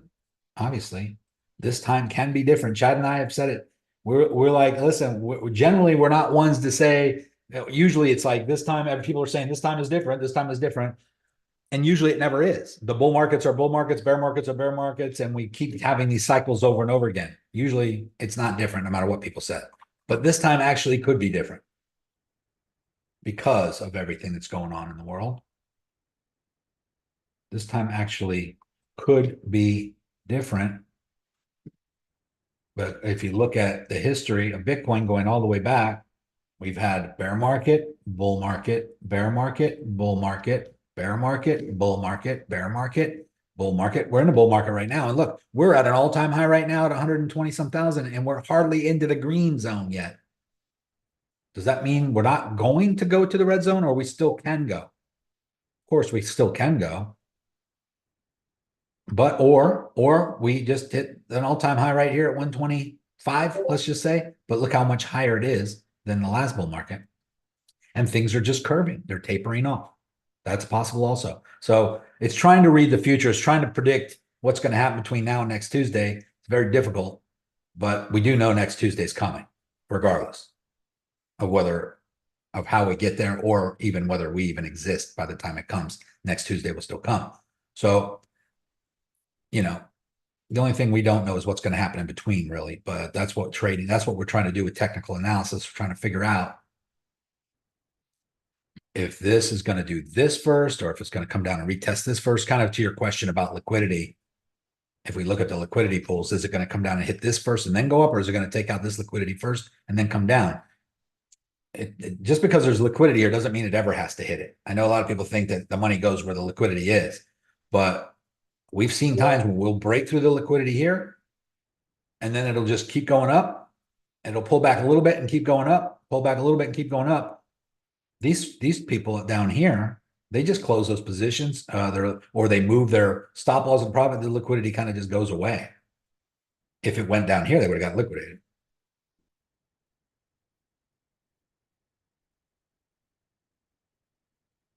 Are there liquidation heat maps for other coins, or it's just Bitcoin?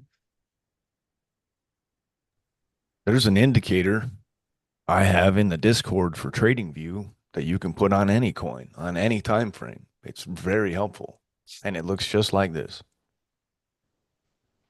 See, I'll guys, drop a right link. here. Yeah, right here, over here, you can change it from Bitcoin to anything.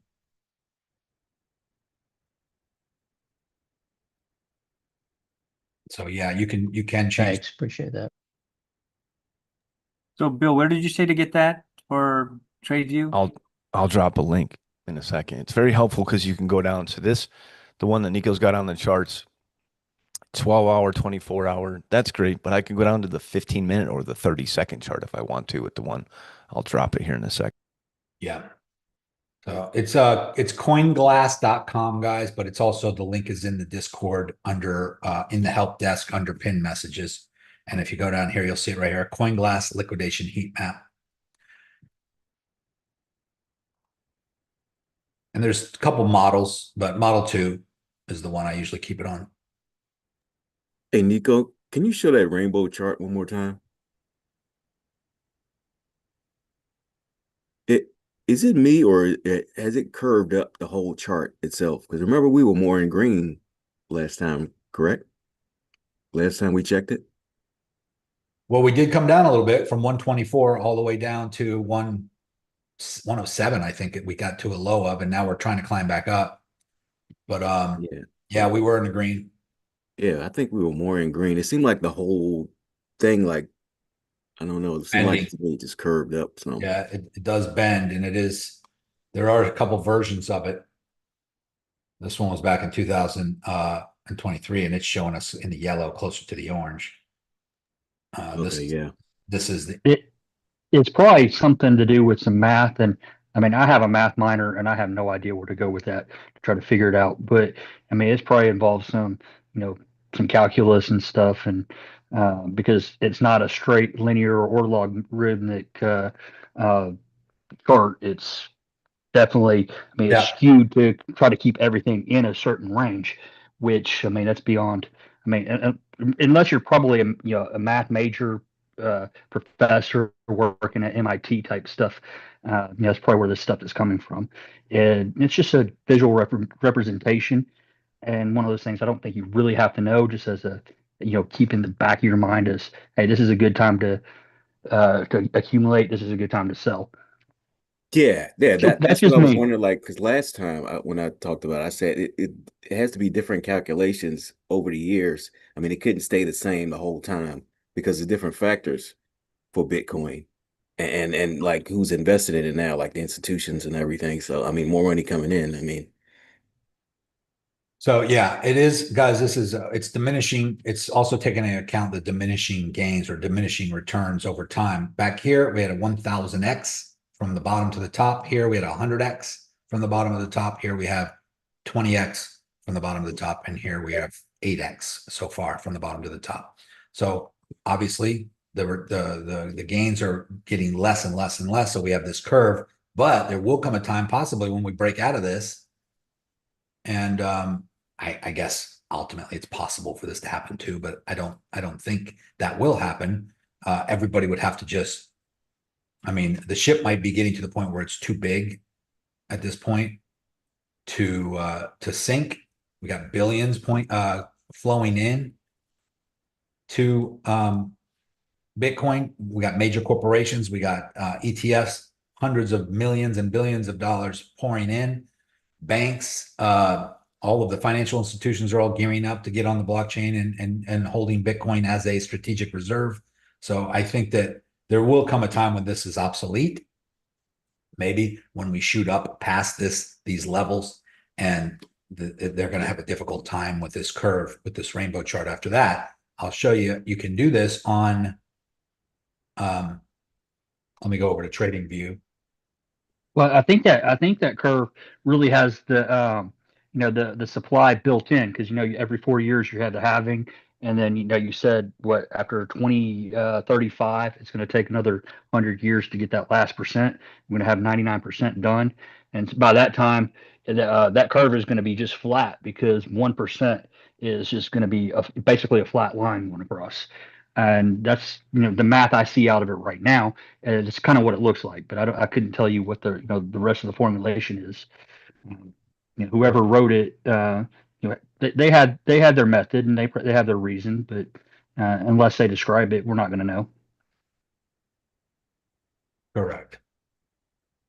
There's a Can I share my screen real quick, Nico? Yeah. I just want to make sure everyone saw this, because it's the first time that I've ever seen it. And when you pulled up your Bitcoin rainbow chart, I was like, man, I haven't looked at that in a while. So they made it a new one. So check this out. So this is the one that you had just showed. It puts us in basically buy zone, pretty much buy zone. Yeah. Yeah. I was on the original chart. Has anyone seen this new one before? This is the first time I've ever seen this. Nope. But Notice has on the far left, Chad, also on that new one, notice how we never got out of the red. So they've adjusted the curvature of the chart. Right. And if you look at the original one, you'll see that we actually popped out of the red a couple times way back in the day. Yeah. Makes sense. This I like this one a little bit more. I think it has a little bit more realistic visual representation of where we're currently at. This has us in, the yellow, which they have labeled as HODL. But if you look at every bull run in the past on this scale, we have made it to sell, seriously sell. This time we made it to maximum bubble territory back in 17. In 2021, we made it into sell, seriously sell, and then came back to it one more time. Now, if we go into the future out here, that's calling for a $250,000 Bitcoin. About 250K roughly in that range, which would be, I definitely think, way more realistic than an $800,000 Bitcoin in this cycle.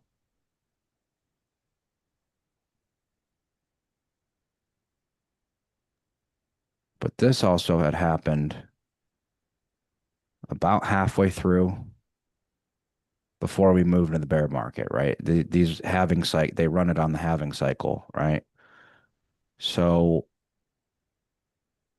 I wish I had something I could measure the distance. Let me see.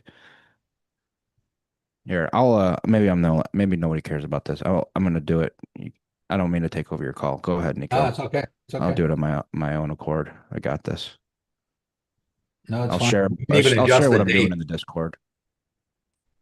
No, it's okay. You can even adjust the date. I think even project out to 2026, 27, 29.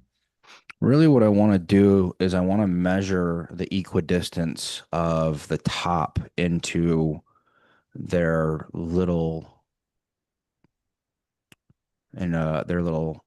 chart to kind of compare how far in to that halving component that it shows the top being. I'll mess with this and share it with you guys when I get it sorted out. Cool. Thank you. It is awesome having both of y'all sharing and talking on the same call. It's amazing. Thanks, guys. Appreciate that. Yeah, we're still up. Obviously getting a little more profitable. We're at $1,300.84 on these. Bitcoin continues to climb a little bit as we're reaching up here. What I was trying to show you a minute ago on my trading view is the overall arch right here, which you can go and play with as well. on TradingView, you can come down here. It's 1, 2, 3, 4, 5 down. Click the little arrow. It is the arc down here. And you can kind of curve that around, see where we're at.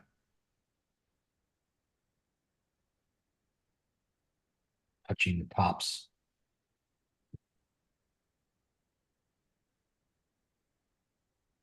Kind of hard to dial it in here. You got to make sure we do got a little ways to go. And look where that brings us, actually. It's kind of funny when you do that.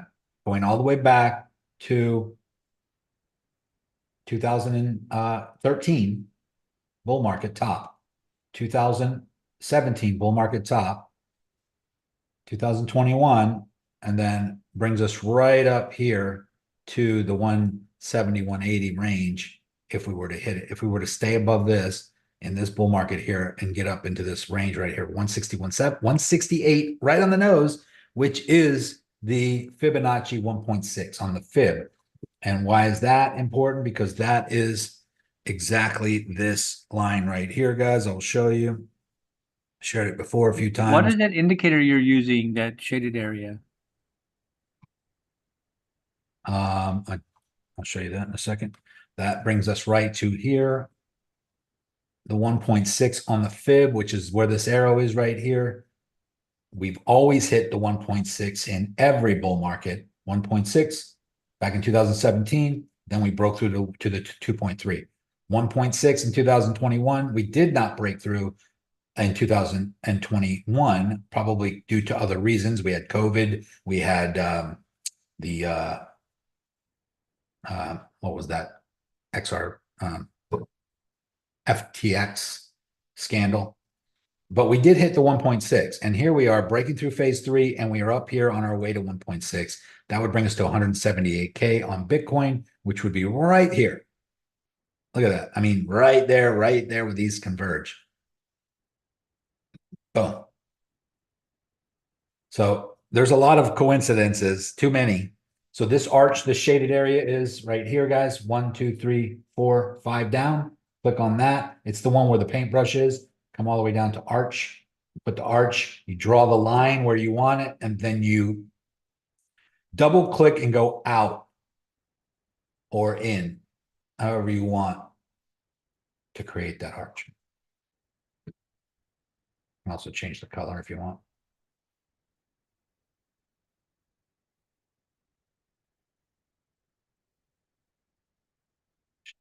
Oh, you guys seeing what I'm talking about here? Yep. I'm sharing my screen. I don't even see my shared screen. Yeah, we can see it. That arch is cool. I've never used that tool. It doesn't look like I'm sharing my screen for some reason. I can see it.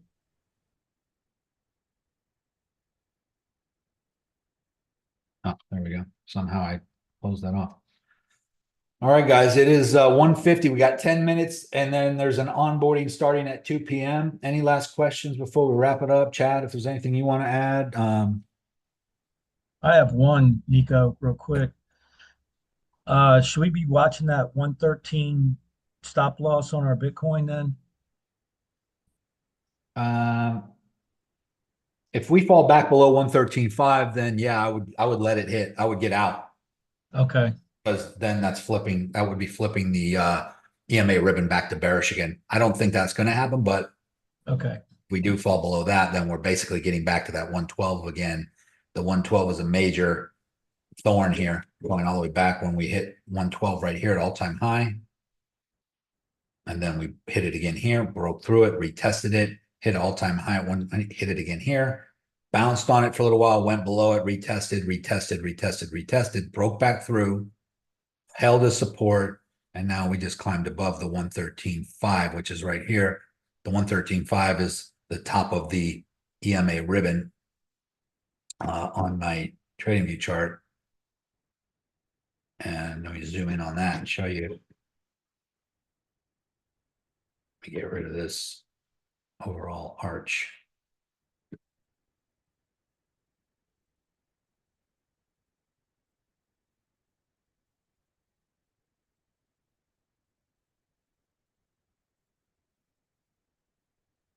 This is the ribbon I was telling you about. We broke below it and we just got back above it. But this ribbon is also curving up.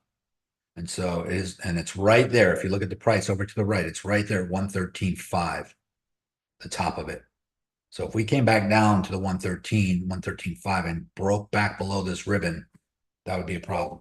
Now, there was times when we've got below it and then got back above it and came back to it, back through it. But very rarely do we flip it where we hold underneath that and get back above it. And that just happened. We did that. We got below it. We flipped it back to positive. Very rarely does that happen. We just did it. If it does that, if it does the fake move week beginning that Chad was talking about, could that get it below the ribbon? If this is a fake out and it drops back down? Is that The what one you that said? Chad was talking about, he said it could get down around 111, 112, I thought. Did he say that before we just broke out? Chad, are you still on? Yeah, I'm still on. I was just saying that if we come into a weekend trap here, yeah, I would prefer to see the fake move week beginning down than up. I think it would make more sense. But down to what? What was that range you had drawn it, but I forgot what the number was. Let me pull my chart back up for you. I think you said the 111, 112 area. Yeah, so that's the scary thing that Nico's talking about. Yeah. It doesn't mean it's going to flip the ribbon. It might temporarily flip it and then just go right back. It depends on how quick it goes down. Yeah. Because if it's one of those that's ready for a breakout, it could come down, wipe out liquidity, and bounce right back and shoot to the moon. Yeah, it could retest the 112, which means it would wick through the ribbon. What I always say is doesn't flip the ribbon unless it holds a candle above or below it on the daily. So wicking down through and coming back up, like these candles here, this is the daily chart. The daily, like this whole candle that went up through it right here, I wasn't convinced that we were flipping the bearish the EMA. I wasn't convinced until this candle held above it. Till the next candle held above it. Now we have two candles on the daily above it. That's flipped positive to me. But it's possible that this candle went all the way from way below, all the way up through it, and possible to come right back down because we've seen that happen. Like right here, it happened. Look at this. This one went all the way up to the top, came right back down. This one went all the way up to the top, came back down, all the way to the top, came back down. This one went above it. Next candle opened above it, and we got above the 50-day moving average as well. But yeah, I mean, if we could come up and hit this right here, take out the liquidity at 117, hit the top of this upward trending resistance line, and drop all the way back down to retest 112. Certainly could happen, for sure. Maybe even lower. Especially if we get below 112 and hold it as resistance, then we could come even back down to 108, 109. I'm not really expecting that to happen, but certainly 112 has been a major support and resistance level. And we didn't retest it here when we broke through it. We just went back through it. We could come back. Right. Yeah, my thought is, with high impact news coming up on the Fed rate, if you saw volatility come out to, wipe and create that liquidity, I think that's where it would probably go to. Obviously, nothing's ever guaranteed, right? But it's just an area of interest for me. Yeah. That you should at least be aware of, that's where my thought was. Yeah, and guys, you can wait for these things to happen. Obviously, I'm in trades right now, and I scalp it, and I'm not necessarily waiting, but I'm riding it up, and we're going into the weekend. We could go up a little higher first before we come back down, and if we break through that level, that 117, and we just get above it, maybe we won't come back down. But if it is a trap, we could just touch that liquidity at 117.5 and fall all the way back down to 112. And I wouldn't even be surprised. And not only that, guys, let me show you this, is that if that did happen, what else do we have? What else is showing here? If that were to happen, let me go get my little paintbrush here. If we were to do exactly what I'm saying right now, and we come up here and take out that liquidity and come back down,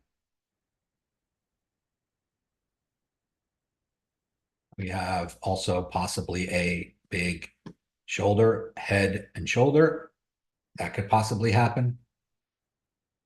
I mean, that wouldn't be good necessarily for the overall price. And just keep in mind, there's a couple things we're up against here. we're up against a major resistance level going back to 2021, all the way back to here. And we're up against all-time high territory up here. That's resistance. So there's a lot that has to happen for us to break a new all-time high, in my opinion. There's a lot of pressure we got to get through, but we can do it. Breaking the CMA is positive. Now let's look at something else that's positive. Let's go to the weekly and look at the stochastic RSI down here on the weekly. We have the blue line getting ready to cross the orange line to the upside. How many times does that happen? Let's just look. That's one getting ready to happen. Here it happened. Here it happened. Here. Let's look at this one. Let's look at this one. Let's look at this one. Let's look at this one. And then just look at the price every time that happened. Let me just zoom up here and look. Every time we have a blue line cross the orange line to the upside on the weekly, and we get above this dotted line on the RSI, look at the price. Boom, up. Here's another one. Look at the price. Look at the dotted line going straight up. Boom, up. Here's another one. Look at the price above, right where this crosses. Boom, way up. Oh, here's another one. Look at the price right after that. Boom, way up. Oh, here's another one. Boom, way up. Here's another one. Boom, way up. This doesn't happen very often. In fact, guys, this only happens twice a year, every 6 months. And we're about to do it right now. So the fact that we got 3 months left of this year, the fact that this is the last push for the bull market, the fact that we're up against major resistance at an all-time high level, even though we're at 115, we got 10,000 more to go to break new all-time high. But we also have this, which only happens twice a year, every 6 months, and the blue line's about to cross the orange line. Not only that, but it's a sharp upward tick. It's not one of these, hang around down at the bottom for a little while first before it crosses. But once it crosses and gets above that dotted line, guys, and look what's happening right now. The green, we're already pumping up. So in my opinion, this could be it. This could be the big pump to the upside. This could be the big last move of the bull market. This could be it. For sure. And this could bring us all the way up to 150, 160, 170. I'm excited for that to hopefully be the case. So be on the lookout. We'll be letting you know, that's for damn sure. I'm already long right now, but on the 3 minute. Yeah. Just one last thing on my end, guys. I'm pretty well exposed right now on my trades to these longs. I've been in these longs for just a little over 2 weeks now, plus the 8 sub account trades. I'm pretty well exposed. I wouldn't really anticipate a whole lot of trades from me over the next 7 days. But if you feel like you're not exposed enough as you would like to be, and you have something you want to get exposure on, I'm more than happy to mark it up for you and give you where I would look to enter. But I've been getting this exposure. I've been getting long for 2.5 weeks now. It's definitely paid off. I know there's quite a few of you who are in those trades, but I'm sure there's also quite a few who wish you were in those trades. So if the exposure is something you're looking for and you need an extra set of eyes, don't hesitate to reach out. But my signals, I'm pretty good where I'm at. So just be aware of that. Yep. All right, guys, listen, it's 2:00. Bill shared the link for the onboarding. If you're new, please get on there. Even if you're just a couple weeks in, get on it again. If you've already been on it, Chad, if somebody's asking if you can do a chart on XDC, if Chad wants to stay on and do that. Otherwise, guys, get on the onboarding if you're new. We've been on for 2 hours now. I was going to end the call, but Chad, if you want to show anything, feel free. Are you still on? I am. I'll just put it in Discord. All right, he'll do a loom or something like that on it and put it in Discord. I got another call I got to get on, guys, but if I see anything happening here, obviously my signal's already in. I will share my stack right here. This is the way I'm doing it now. Let me just show you real quick. I'm just gonna put this whole thing in here. I'm gonna do a screenshot of all my open positions right here. and I will share that. You can see my entry. You can see my entry, my margin, the leverage, everything, the total amount and gains and everything. So I'm just gonna go ahead and copy that, paste that, current positions in my signal channel right there. Boom. By the way, oh, I forgot to mention, guys, I have a new video on YouTube. If you could. My open positions, that's what I was just about to post. I do have a new video on YouTube. If you guys can do me a huge favor, for those of you who don't mind doing it. Of course, there's no, I can't spell it. There's no obligation whatsoever. There's my open positions. But if you go to YouTube, just search my name on YouTube. I could put a direct link to the video, but I don't like doing that because I'd rather you search me. Go to YouTube, just type in my name in the search. It'll pull it up. Find the video that looks like this. That's probably the thumbnail, or this one. There might be two different ones we're split testing.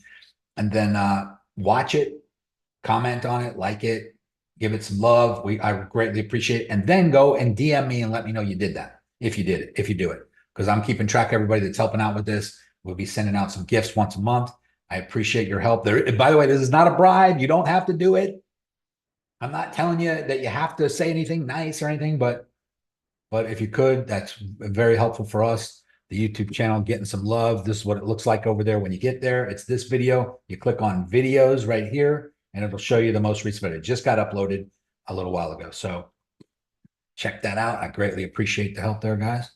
And Hey, Nico, yes. when you snip your Phemex open positions and you post it to Discord, it's a little it's kind of fuzzy. Like if I try to, because it's small first of all, and then I zoom in and I just can't decipher. Maybe it's my eyes, but I don't know if anyone else has a problem with that. Yeah, so when I share it in there, guys, it's a screenshot. It looks very, very fuzzy and faint, but when you click on it, as you can see, it does get clear if you zoom in. I don't know if you're able to zoom in or not, but it's very clear. I zoomed in and it was fuzzy, so let me maybe on my desktop it'll work better. Okay, yeah, let me know. If not, I'll type it in. It's just easier for me to share it that way than to type in my actual open positions, but it should be nice and clear. But I already posted it the other day as well. This is just an updated version.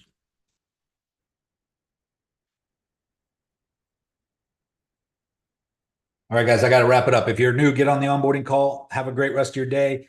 If you have any emergency or questions, just ask it in the main chat. If you want to send me or chat a DM, it's helpful if you let us know in the main chat that you sent us a DM so we can go look for it, because we're not always sitting in the DMs. But but if it's important, guys, ask it in the main chat, because you will get it answered by probably multiple people before sometimes I might get to it.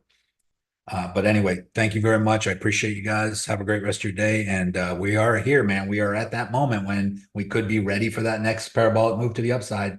So get set up, get your positions open, make sure you understand contract size and leverage and all that stuff. And if you're not really sure, get on the basics call right now that Bill's on right now and just ask those onboarding, or get on his basics calls as well to ask those questions. All right, guys, have a great rest of your day. Thanks, Nico.